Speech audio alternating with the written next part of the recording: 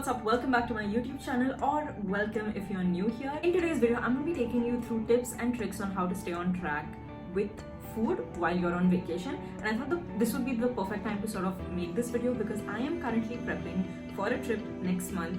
My family and Mika's family, we are all going on this trip to Leh, Ladakh, Pangong and Kargil, which I am beyond excited about. But one thing that I did realize was that, when I was younger, I used to go on all these trips and just not know the right food choices to make. Of course, there are limitations when you travel, but even then, I really believe that you can make consciously good decisions when it comes to food. But that also came from a place of not understanding nutrition at its core.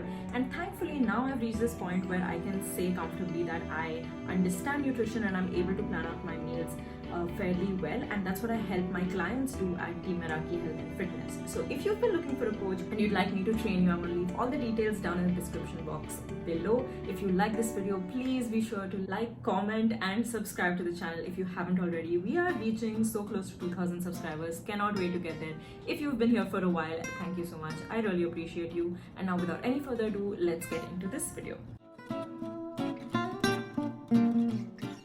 Okay, so tip number one is going to be pack your own snacks. Okay, now my trip specifically is going to be 9 days long, so it is going to be a little bit of a challenge to pack enough snacks that aren't going to go bad by the end of the trip, but I'm going to do what I can do. So personally, I'm going to a place that's not going to have as many, I would say, petrol stations with like supermarkets where I can pick up calorie dense foods, but this might apply to you. So when you pack snacks in advance, you save yourself the time and money of walking into a convenience store like that and picking up things like chocolates and chips and ice cream and whatever looks good in that moment, because you're so hungry and you've gotten to this point where you're probably just craving foods that you wouldn't otherwise have eaten had you managed your hunger better. So I highly recommend packing things like dry fruits, a bunch of nuts, something that can be easily snacked on. Keep in mind that dry fruits and nuts are calorie dense as well. They are a rich source of dietary fat, which means the calories can pile up quickly. So make sure you're measuring your nut mix and taking it with you in a container. Another fun snack that you can do if you're traveling for maybe a day or two, or maybe you're going on a road trip, could be veggie strips with hummus,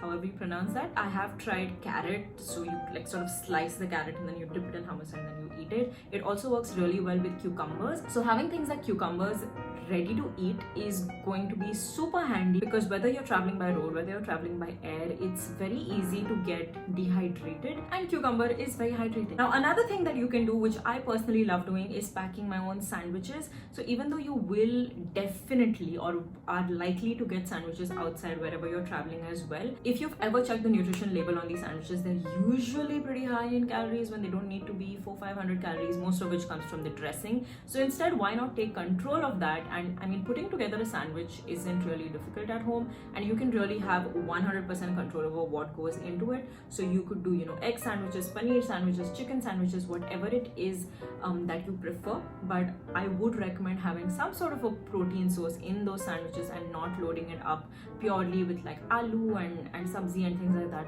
Of course, nothing wrong with it, but what I think is people already struggle to meet their protein requirements on a daily basis when they are in their normal settings. So on vacation, it can be even more difficult to find protein sources. So wherever you have control over packing that for yourself, why wouldn't you do it? Also, for those of you who consume supplements, who have protein powder handy, highly recommend grabbing a few sample packs and tossing them into your baggage if you can. Many times when you're traveling, as I said, it can be hard to figure out your protein sources, especially if you're going into a place where non-vegetarian food isn't available, or even within vegetarian food, it's becoming a little bit hard to find things like soya and paneer and things like that. Then protein powder can be very handy. You can also carry instant oats. Now, this is something that I personally have learned to enjoy. When I tried oats for the first time, I'm not going to lie to you, I didn't like them, but it took me a while to figure out how to make oats in a manner that I truly enjoy eating it, and now it's become a staple part of my diet. So if you're somebody who likes eating oats, you could always pack it up into small containers, add some boiling water, give it a couple of minutes to cook, add maybe peanut butter if you can carry like a dabba with you, or even if you can't, maybe just cinnamon and sugar, whatever you have handy at the hotel you're staying in. Maybe you can add your protein powder into that. It makes for a very quick meal, and oatmeal mainly consists of complex carbohydrates, which means it's going to keep you full, it's going to keep you going longer because it takes a little while longer to digest. Also, you can have energy bars, protein bars, bananas. All of this is very simple to toss into your hand luggage wherever you're traveling. So highly recommend doing this, guys. Try not to skip out on this. Okay, tip number 2 is to carry your own water bottle. Okay, if you're going by tour, you're going on your own, whatever it is, you're gonna argue, okay, I can get water bottles at the hotel I'm staying in. First of all, these are generally small, but even if you get the large sized one, what happens is generally in a room there's a limited number of bottles, and then you have to call and ask for more, and that's fine when you're in the room. How often do you actually take that water bottle out with you when you're touring around, when you're traveling, when you're walking and things like that? I really think most of us get super dehydrated on vacation, so this is something you want to keep in mind. Carry a 1.5 liter bottle, fill it up, and make sure that you're sipping on water throughout. This is going to really help you get through the day without feeling tired, lethargic, and making sure you stay hydrated so your skin stays glowy, so that overall, you function better, you aren't feeling as sleepy. Dehydration is very, very common during travel, especially if you're going to a hot place or a dry place, so please be sure to take charge of your hydration level. Okay, tip number 3 is for all of you who drink alcohol. Now, I know when you're on vacation, it can be very hard to limit that, but I would recommend reducing alcohol consumption when on vacation, because it's very easy to go off track, and alcohol is a macronutrient. It provides about 7 kilocalories per gram. So if you are trying to track your macros or you're working towards a specific goal, then all those cocktails that you have can really quickly pile up. That combined with reduced activity level, because a lot of us just like to chill and relax and sit back, lie down on the beach, and eventually put you in a surplus. If you're trying to lose weight, it's going to be counterproductive. But even if you do want to consume alcohol on vacation, here are a few points for you. Number 1, set a rule for yourself and drink only within fixed hours. Don't be one of those people who drink at 10 a.m. in the morning all the way till 11 p.m. at night. Just going to be much easier for you to stay in control when you tell yourself, okay, these are the hours that I'm going to drink. Number 2, if you are being a little bit conscious about your calories and you want to sort of limit that, then it's better to opt for neat drinks versus sugary cocktails. Those can be upwards of 500 calories per drink, so you want to go a little bit easy there. And number 3 is going to be eat before you start drinking. Get a good meal out of the way and then allow yourself to drink. Alright, so let's move on to tip number 4, which is going to be make better food choices. Now, you do not have to be a nutritionist to understand this. You don't even have to know you don't have to know a lot about nutrition to understand how to make a good food choice between two foods if they're in front of you. Now, it's possible that when you're traveling, you have access to a buffet. Now, you don't have to eat every single thing on that buffet. I personally think it's a great thing to have a buffet, because then you have complete control over what you put onto your plate. So be super careful so that you don't go down that slippery slope of overeating and tossing your training into the trash. You don't want to do that on vacation, not only from a calories in, calories out point of view, but overall it's just going to make you feel really sluggish. So instead, here's a few tips that might help. Number 1, prioritize your veggies.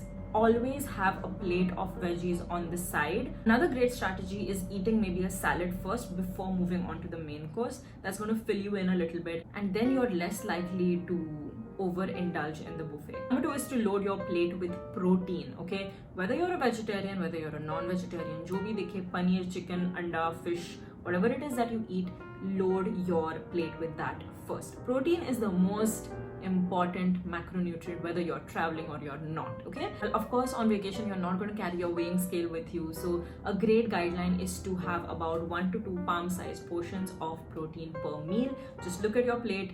Protein should cover at least 1/4 of that plate for you. And once you're done with this, I am very confidently going to tell you that you will probably not indulge in the desserts, because fiber and protein is very satiating. By the end of this salad plus main course wala meal, you'll be pretty full, pretty satisfied, so you're going to go easier on the dessert. Okay, tip number 5 is to eat breakfast and lunch well, and then slowly taper down your meals towards the end of the day, mainly because on vacation you're more likely to be out and about during the daytime and not as much as night. You'll probably be relaxing, getting to know the rest of the group, so this is why your body just doesn't need as much energy. So then consciously maybe eat a little bit lighter for dinner. So you might want to load up on calories earlier on in the day and then slowly taper it down towards the end of it. I have 2 more tips for you before we end this video. Tip number 6 is to opt for a service apartment as much as possible over a hotel room.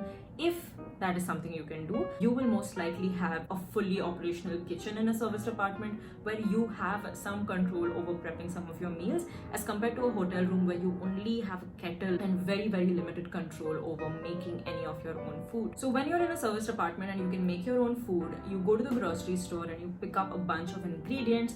You're also more likely to be able to log those ingredients into a tracking app such as MyFitnessPal for nutrition logging if that's what you're doing, because they have a nutrition facts label on it. So it's very easy to just scan that versus going to like a hotel buffet where you have no idea about the ingredients that have gone into the preparation of each meal. So even if you're eating something like scrambled eggs, you don't really have an understanding of how much oil went into the preparation of that meal, so you can't track your calories accurately as opposed to making it by yourself. And the last tip I have for you is not technically a nutrition tip, but I'm going to give it to you anyway, and that is going to be increase your activity level when you're on vacation. I know it can be very tempting to sort of sit back and chill, which is perfectly fine if that's your vibe, but as much as possible I would recommend opting for activities that require you to sort of move. So that could be trekking, snorkeling, scuba diving, going on a hike, whatever it is that your holiday allows you to do.